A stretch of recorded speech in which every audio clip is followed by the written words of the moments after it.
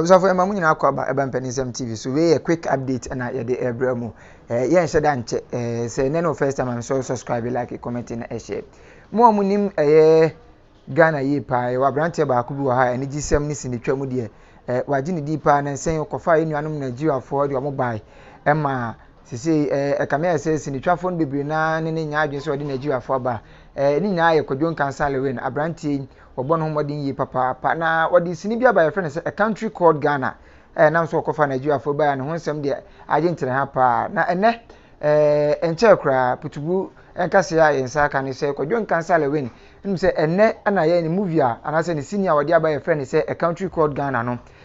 o premier wo Kumasi ana say wo pa wontoma e wo Kumasi nenso de nkaya ye tie ene amanebo a ye tie ene say kwadwo kansa lewen enya ka akwanhia wa bra oguso etoto ne nioma na empepe de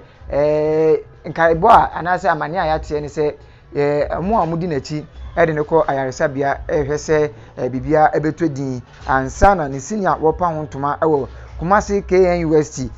ye be friend CCB auditorium no obepa hontoma enti empaibo ana Mpanisem TV ni yahwefo nyina yesre ede amano se awade ebesa no yare na afin so wama na pomodin a obetimi ede ababeye ne dwumadi a wodie nti abusua wei ayeputuburu ekase a yensa aka ye de ema muti nyina ekọ ekotodwa anim a yensre ema yenua kwadwo nkansa lewen